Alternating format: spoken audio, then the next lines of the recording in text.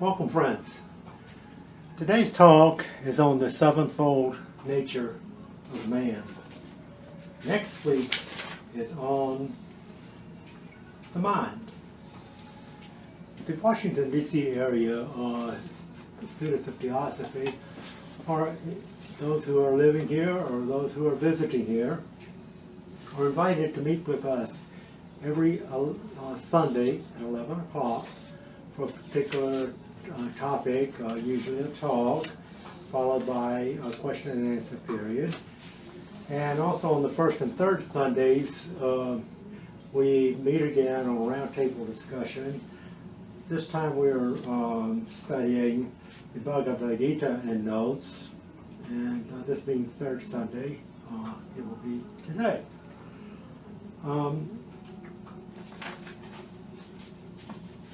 We follow the United Lodge of Theosophists Declaration, which is: the policy of this lodge is independent devotion to the cause of Theosophy without professing attachment to any theosophical organization. It is loyal to the great founders of the Theosophical movement, but does not concern itself with dissensions or differences of individual opinion. The work it has on hand and the end it keeps in view are too absorbing and too lofty to leave it the time or inclination to take part in side issues. That work and that end is the dissemination of the fundamental principles of the philosophy of Theosophy and the exemplification and practice of those principles. Through a truer realization of the self, a profounder conviction of universal brotherhood. It holds that the unassailable basis for union among Theosophists, wherever and however situated, is a similarity of aim, purpose, and teaching, and therefore has neither constitution, bylaws, nor officers, the sole bond between its associates being that basis. And it aims to disseminate this idea among Theosophists in the furtherance of unity. It regards as Theosophists all who are engaged in the true service of humanity without distinction of race, creed, sex, condition, or organization, and it welcomes to its association all those who are in accord with its declared purposes and who desire to fit themselves by study and otherwise to be the better able to help and teach others. The true Theosophist belongs to no cult or sect, yet belongs to each and all. Today's reading is from The Voice of the Silence, starting here on page 6. Give up thy life if thou wouldst live. 3 halls, O weary pilgrim, lead to the end of toils. 3 halls, O conqueror of Mara, will bring thee through 3 states into the 4th, and thence into the 7 worlds, the worlds of rest eternal. If thou wouldst learn their names, then hearken and remember. The name of the first hall is ignorance, or vidya. It is the hall in which thou sawest the light, in which thou livest and shalt die. The name of hall the second is a hall of learning. In it, thy soul will find the blossoms of life, but under every flower a serpent coiled. The name of the third hall is wisdom, beyond which stretch the shoreless waters of Akshara, the indestructible fount of omniscience. If thou wouldst cross the first hall safely, let not thy mind mistake the fires of lust that burn therein for the sunlight of life. If thou wouldst cross the second safely, stop not the fragrance of its stupefying blossoms to inhale. If freed thou wouldst be from the karmic chains, seek not for thy guru in these myopic regions. The wise ones tarry not in pleasure grounds of senses. The wise ones heed not the sweet-toned voices of illusion. Seek for him who is to give thee birth in the hall of wisdom, the hall which lies beyond, wherein all shadows are unknown, and where the light of truth shines with unfading glory. And now for today's talk, the sevenfold nature of man.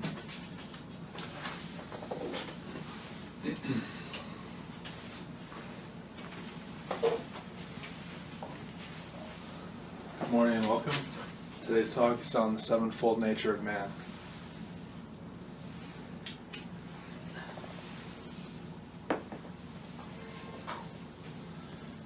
On the septenary nature of man. Inquire, is it what we call spirit and soul and the man of flesh? Theosophist, it is not. That is the old Platonic division. Plato was an initiate and therefore could not go into forbidden details, but he is who is acquainted with the archaic doctrine finds the seven in Plato's various combinations of soul and spirit.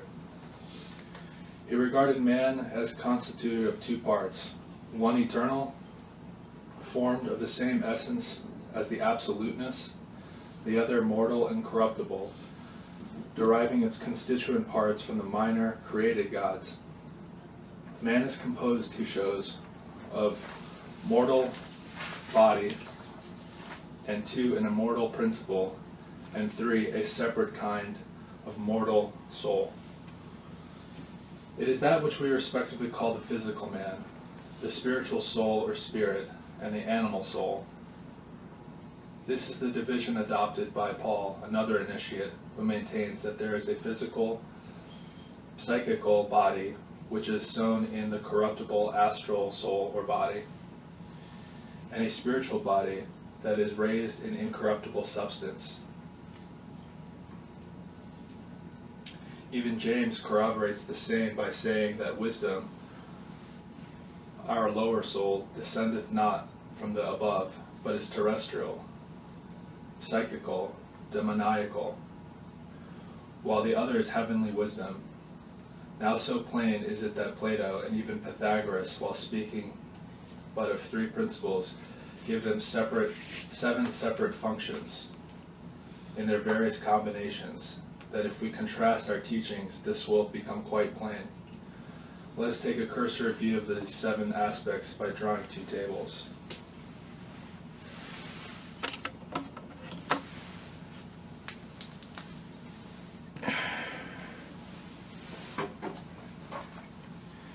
Here we have the upper imperishable triad: Atma, spirit, buddhi, and manas. Atma, spirit, buddhi, and manas. And here we have the lower quaternary.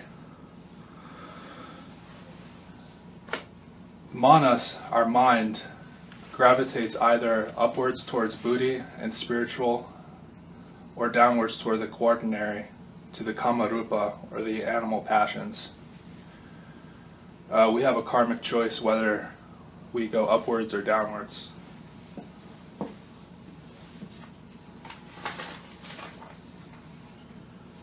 Now what does Plato teach? He speaks of the interior man as constituted of two parts, one immutable and always the same, formed of the same substance as deity, and the other mortal and corruptible. These two parts are found in the upper triad and lower quaternary. He explains that when the soul, the suke, allies herself with the nous, the principles in the esoteric Buddhism are numbered, that is, strictly speaking. The dual monad alone, Atma Buddhi, is susceptible of being thought of as the two highest numbers. As to all others, since that principle only which is predominant in man has to be considered as the first and foremost, no numeration is possible as a general rule. In some men, it is the higher intelligence, or manas, which dominates the rest.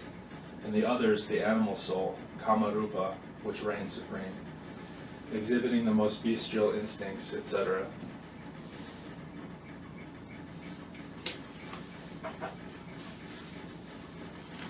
From the Ocean of Theosophy by William Quan Judge. Septenary Constitution of Man. The constitution of man, how the doctrine differs from the ordinary Christian one, the real doctrine known in the first centuries of this era, but purposely withdrawn from a nation not able to bear it. The danger, if the doctrine had not been withdrawn. The sevenfold division, the principles classified. The divisions agree with the chain of 7 globes. The lower man is a composite being. His higher trinity, the lower 4 principles, transitory and perishable. Death leaves the trinity as the only persistent part of us. What the physical man is and what the other unseen mortal man is. A second physical man, not seen but still mortal. The senses pertain to the unseen man and not to the visible one. Respecting the nature of man, there are 2 ideas current in the religious circles of Christendom. One is the teaching that the other, and the other the common exception of it. The first is not secret, to be sure, in the church, but is so seldom dwelt upon in the hearing of the laity as to be almost arcane for the ordinary person. Nearly everyone says he has a soul and a body. And there it ends. What the soul is, and whether it is the real person or whether it has any powers of its own, are not inquired into. The preachers usually confining themselves to its salvation or damnation, and by thus taking off it is something different from oneself. The people have acquired an underlying notion that they are not souls because the soul may be lost by them. From this has come about a tendency to materialism, causing men to pay more attention to the body than to the soul, the latter being left to the tender mercies of the priest of the Roman Catholics, and among dissenters the care of it is most frequently put off to the dying day.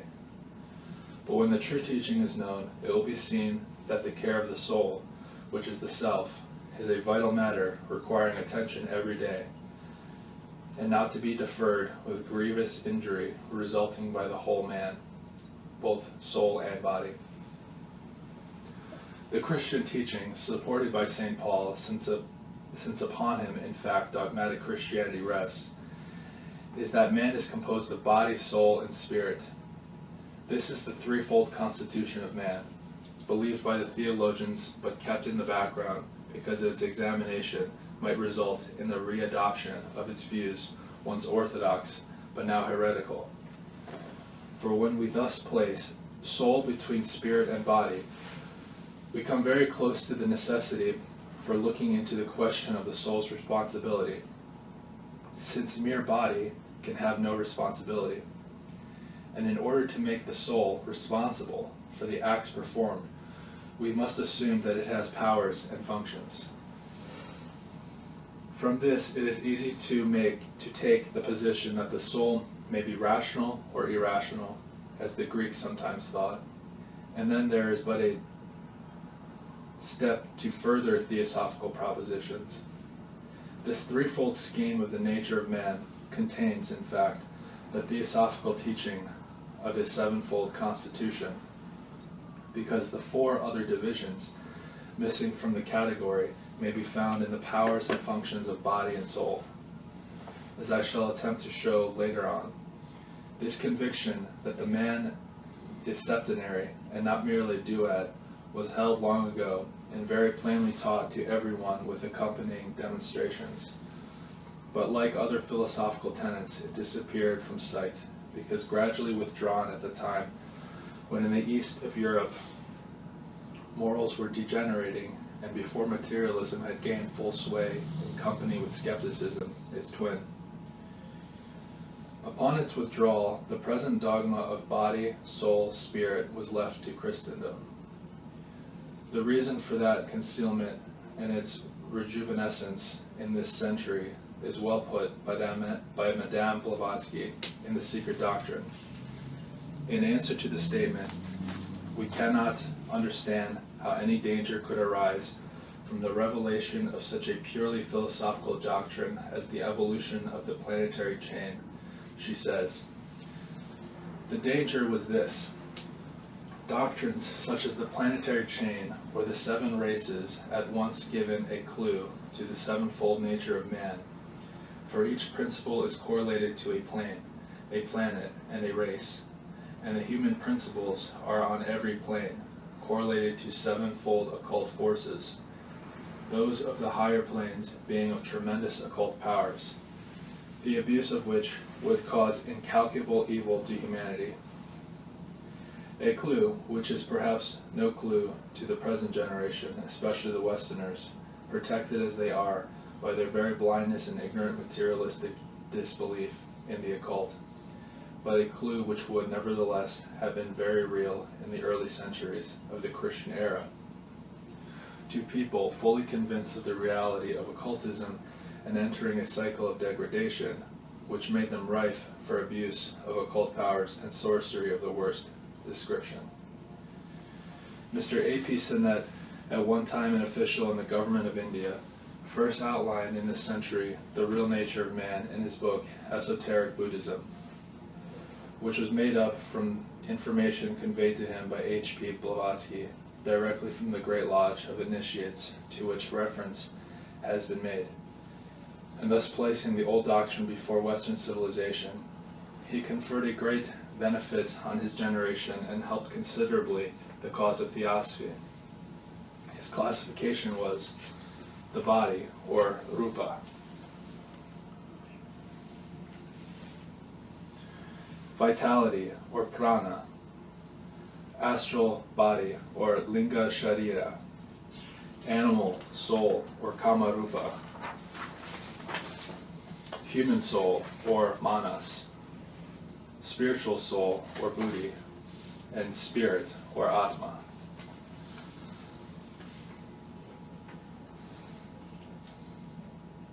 The equivalents in the Sanskrit language adopted by him for the English terms. This classification stands to this day for all practical purposes, but is capable of modification and extension. For the instance, a later arrangement which places astral body second instead of third in the category does not substantially alter it.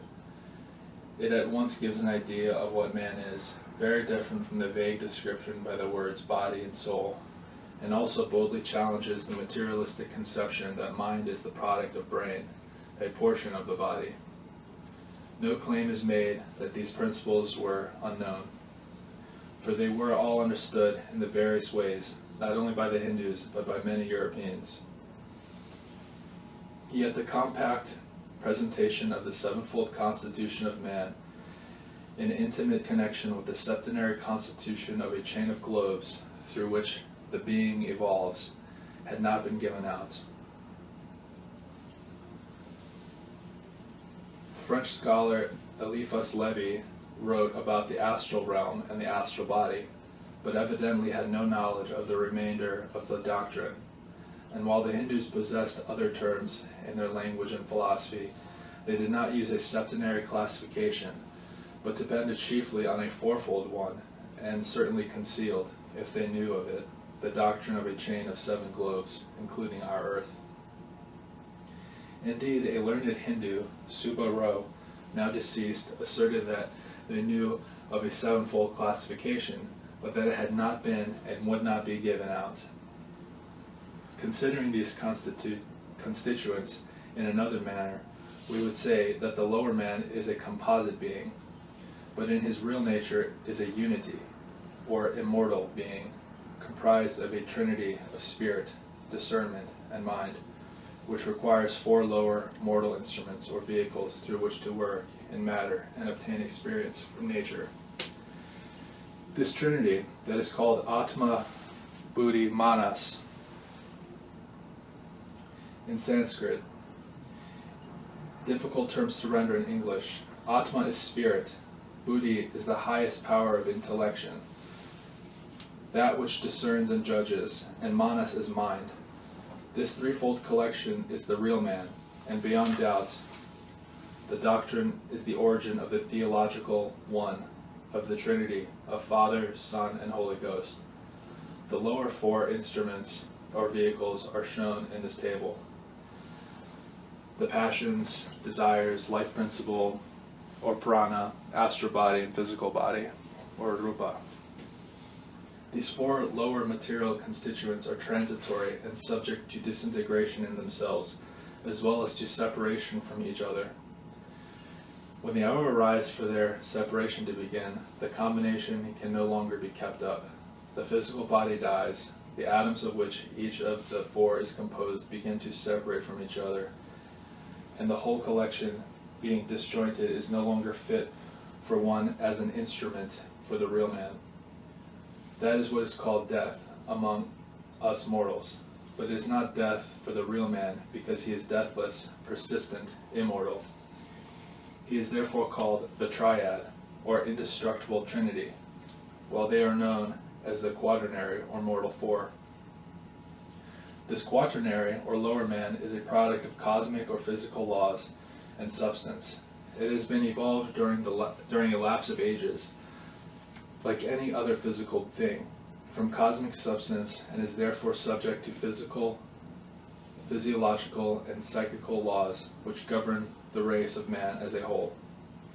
Hence, its period of possible continuance may be calculated just as the limit of a tensile strain among the metals used in bridge building can be deduced by the engineer. Any one collection in the form of man made of these constituents is therefore limited in duration by the laws of evolutionary period in which it exists.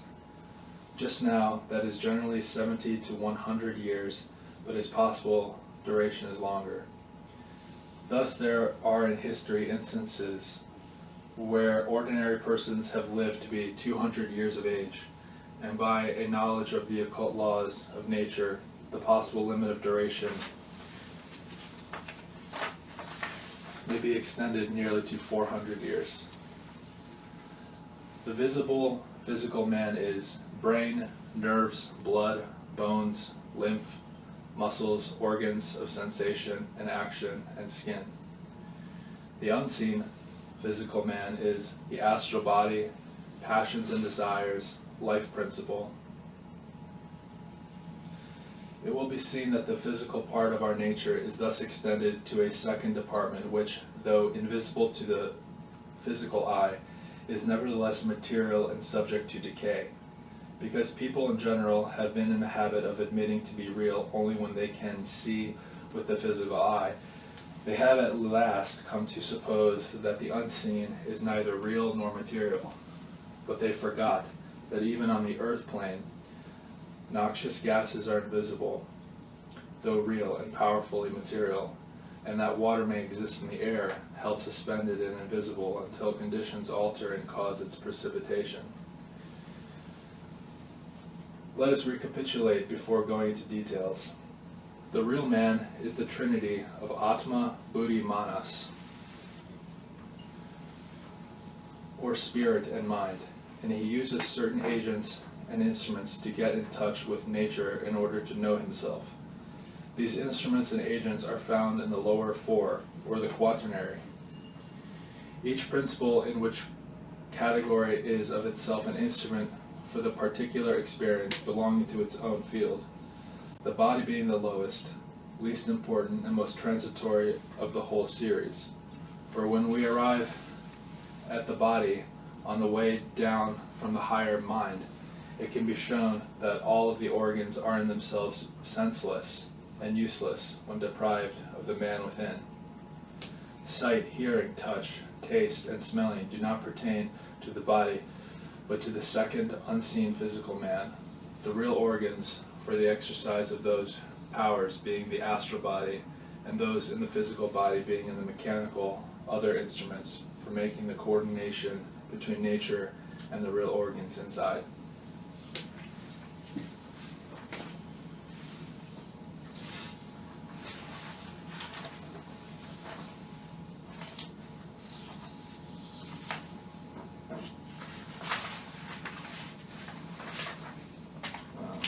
All right, thank you. Yes.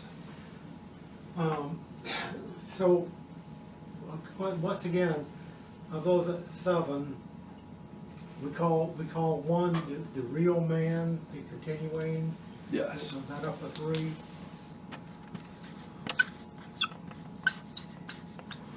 This is the real man. This is immortal. This survives. Upon death, these dissipate. So those are necessary, except for when physical existence, right? Yes. So those last 4. But that's all we see on a day-to-day basis in the material world. Mm-hmm. Yes. You only see the rupa, the physical body. You don't see the other ones. They're Well, we see the invisible. personality, those lower 4, The 3 are invisible, even They're though they're on the invisible. Well, physical plane. See meaning that's what we pay attention to. Just the physical body. This is what we see right now. This is our terrestrial vehicle. And you mentioned the invisible parts of the lower 2. Right? There's 3 principles that are invisible. Yeah. Nevertheless, they're on the physical plane. Prana in the life force links the manas. It's all internal functions, but all we can see is the rupa.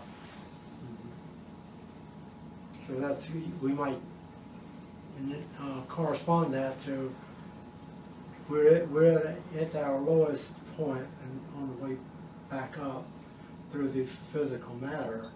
So we are very physical oriented these days in this day of Kali Yuga. if you Yes. will. And you said 70 to 400 years. So right now our life range is about 70, and the golden age is the one that we can bring into by focusing more on our spiritual nature. Mm-hmm. 400 years, is there a link there? Extended lifespans have been written about, even in the Bible, going on to 700 years, 900 years. Because we're not all in the age of Kali Yuga, I mean, because some of us have advanced along. You're talking about those longer lifestyles. Well, aren't we all in the age of Kali Yuga right now? Well, everybody is not. But as a species, as a whole, as a race, we are As a race, we are. ascending higher. Yeah, as a race, we are. But as individuals, we could be at a higher level in Yeah, if we a practice, golden age. if we practice such practices of meditation, and that's prana and life force, Mhm. and kind of separate or distance ourselves. We can't really separate ourselves, but distance ourselves from our animal desires and our physical body, and try to ascend higher towards Buddhi or spiritual ego. Yes. My understanding is that in Kali Yuga, the lifespan varies between 70 to 100. And in the other ages, Golden Age was 400, Silver was 3, Bronze was 2, and Kali Yuga is 100. There are very few cases that go over 100 in this age of ours. the examples you all gave, were they real? And if they were real, what period did they belong to is what we really need to think about. Kali Yuga is not one of those ages, but nevertheless, there are individuals who, by understanding the constitution of the physical body and its workings, can actually control the processes that go in their bodies. Because HPV tells us that we can learn to control it. Just like we are trying to control the lower mind, other aspects of that seven constitution can also be controlled on the lower levels, that is. Prana is everywhere. She says that if you are the sponge, you're just absorbing it, and when you drop the body, the sponge releases all of the life force back to the its own field. So it's everywhere. Prana is everywhere. The life force is everywhere. She calls it jiva somewhere as well too. This and Shula Sarira is the physical body. This is not quite the same as I have seen. She's written it as Shula Sariya. Is the physical body. It is the classification in esoteric Buddhism. Vedanta classification would be Annamaya Kosa. Classification in Raja Yoga is the Stulupati. And Prana would be the second. The vehicle of Prana, Kamarupa, mind, spiritual soul, and Atma being the highest. Anyway, I think we have a long way to go in even achieving meditation, because meditation is not that easy to achieve. Most of us are in the phase of concentration, and after we learn how to concentrate our mind, then we have to do specific periods of concentration. In other words, whatever it is that you're concentrating on, to hold it there as long as you want to hold it there and not allow it to flip.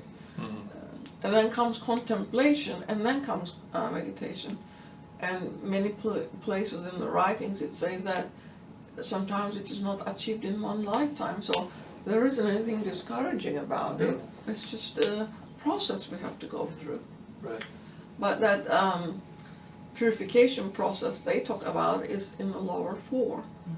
Because as we acclimate our nature to the higher aspects of our life, that clarification occurs, but I don't think it is a conscious effort on our part that through attraction and repulsion, the atoms or the elementals that are attracted are the ones perhaps that enable our body to become more permeable in the long run, and what we are releasing are the ones that are perhaps less spiritual, if that can be permitted, I'm not sure.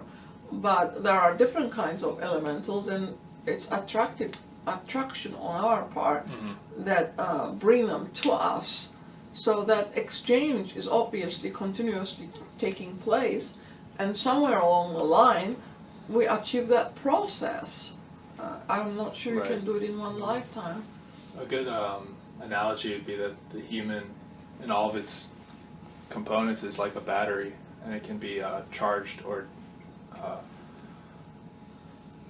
if it's used up, it has to be recharged, and we can do that. Well, I'm not sure you can talk about it that way, because if your life source is done, so are you.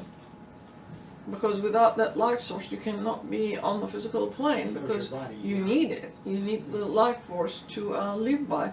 And if the astral body does not work, it cannot energize your physical body. So the disease process is just that.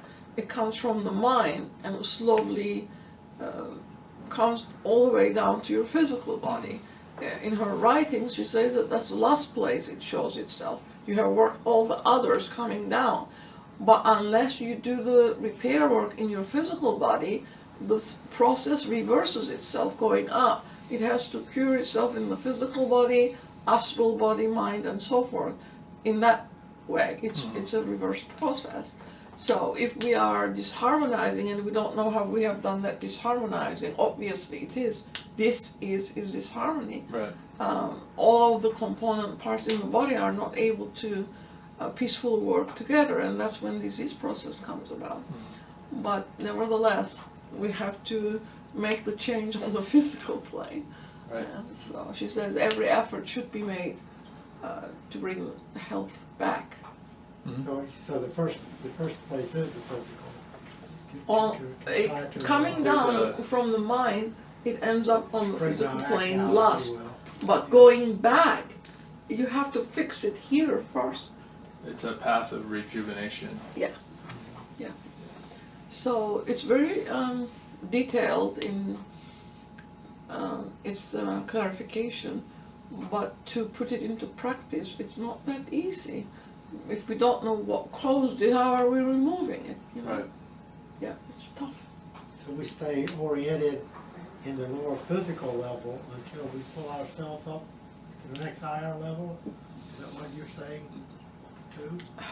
Well, what the secret doctrine says is that all of the atomic constituents come from the diachromatic host, each one giving something.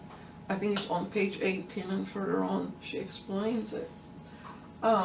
Having read that, and then there's a diagram in there where it shows how carbon, hydrogen, oxygen, and nitrogen play a role in the physical body. She really does explain it, and all those constituent parts are in us, making our physical body.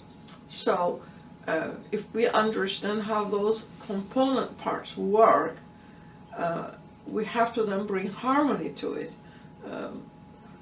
There is a Ayurvedic book where it actually specifies the components of the cosmos and then correlates them to the physical body. And from the secret doctrine, we know what they are: earth, air, water, and fire. So all the component parts fit into those four categories. Right. And the souls of the atoms, she says, are the elementals. So if the elementals then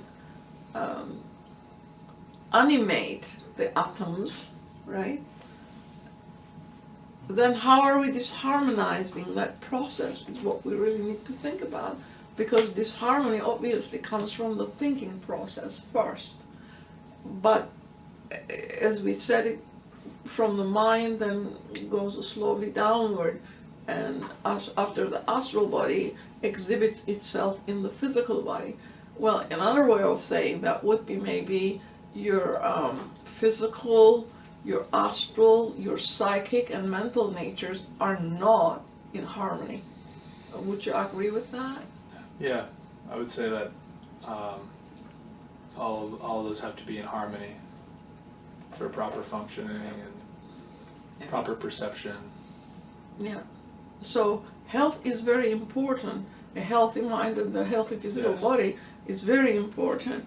In fact, there's an article in the Theosophy magazine where they list all of the qualifications for a student who's applying to become a inner circle student, or however that is formulated these days, and the list is quite extensive, and physical body being the first one in there. So it definitely plays a tremendous role as to how you look at the world, how you perceive your world, how you perceive yourself, your relationship to other human beings, your relationship to all other kingdoms, your relationship to nature, nature's God, or the Dianchohanic host, however you want to put it. The higher powers are all there, but are you considering yourself separate from them, or do you consider yourself as part of it? Because HPB says the moment you separate yourself, well, what is that achieving? She says you have to be able to experience the dirty in order to experience the clean. You have to experience the ugly in order to know what beautiful is. So all those comparisons are there, I think, for the soul's experience and growth. Mm-hmm. And it's a long process, obviously.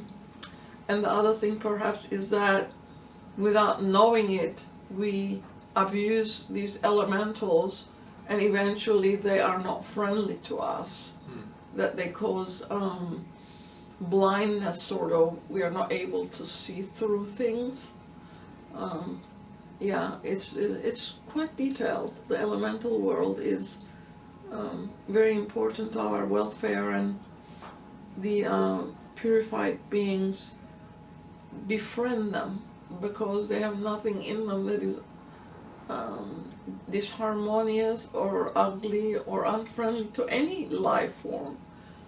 So it says that then the elemental kingdoms become their support in whatever it is that they're conducting and enable them rather than causing disability, disharmony, and obstacles in our way. That does not exist for the purified human beings. They befriend them. Yeah. Well, So this may be why practices like disciplinary practices like yoga or fasting, a vegetarian diet, these things are purifications. Yeah, but Mr. Judge could not support his life on vegetables, and there is no other human being, I think, from that era that did as much as he did for the movement. And he was HPB's faithful student and colleague in all that happened in the movement. So there is an article by HPB where she says cows are also vegetarian. That you assimilate to your nature. Yeah, you can get what you get from food. Cows, yeah. Yeah. So she doesn't, you know, she's not shy about using words, and she never uses the same word twice, I don't think. But I read quite a lot of her articles just to get ideas, and she has seminal articles that I think everybody should read, because they're very, elementals are one of them. Fohat is another, you know, she has quite a few of them, and they're very useful. Yeah. Two things came to my mind as I heard what you were saying over there. The voice of the silence says, work on with nature and she will open up her secrets to you. And also, the Buddha, it said that he had woven his body. So it says that we really kind of make ourselves the way we appear and attracting those elementals and things like that. So, throw that out. All right. But the mind, sometimes, I think you mentioned, kind of alluded to it, or actually specifically talked about it. The mind being the higher and the lower. The lower meaning what we, when we're embodied, we need those lower forces to function. Mind is our intelligence and our ability to discern between gravitating towards spiritual Buddhi or downwards towards the lower quaternary. Right. So the higher meaning like the individuality, and the lower the personality. I mean, sort of parallel there. Yes. Personality on the lower side, that's what we see in each other, and that's frequently what we see ourselves as being, but that individuality is that part that goes on from life to life, right? Yeah. That's always is. Yeah, but without the intellectual mind, we can't really exist on this plane either. Of course. Because higher mind is not of this plane, so it's the lower mind that links the higher mind to this field operation here. But what has happened is that we have become enmeshed in it. that we have become enmeshed in material existence. Rather than going through the experience, we are enmeshed. And she said that for this era, we should have that technologically we are too advanced for our moral nature. That we should have already grown out of that material attachment phenomena. But our society still shows a lot of that attachment to material things. That is concerning, that we're so powerful technologically, but we're so unconscious to our real natures. Which is even more powerful. And also moral nature, that what we do cannot be morally disadvantageous to others. That we cannot separate ourselves as a nation from all the other nations, because we, all of us, all of the nations united, constitute one race, one humanity, one universal soul, one brotherhood, and all of it is based on unity. So as soon as you segregate us, we're cutting off the rest of the world from our unity. It will never go anywhere. It will be very destructive for us, very destructive. There are minds during this period who are appealing to humanity universally. I think there is a movement in Japan where people are saying that our actions should be based on love and charity, and they're formulating a appeal to human beings, and they get up early in the morning and they try to put their minds in that unity mode before they disperse to go to whatever it is they need to do for the day. They remind themselves that we're united, that we are loving human beings rather than all the rest that is going on in the world. So you see pockets of human beings, I think, awakened to the reality of that unity, that it is not just a word, that our life is actually based on it. This student is gratified to see these kinds of movements around the world, and also now the younger people are saying, well, you know, the elders are not dealing with issues. It then falls on us to do it. These are high school students. They're very active in the world, saying that we need to come up with solutions, and they understand that they have to work unitedly, that one mind is not able to solve the critical problems we're experiencing today, and they are forming groups to try to come up with solutions to the problems we're experiencing. I think that's rewarding to see that they think that way, that they're not isolationists or separatists, and they want to work together in harmony to come up with solutions to the problems. So we have the negative, but the positive is there too. I think we need to be aware of that too. All right. Thank you. Thank you. Thank you. Can I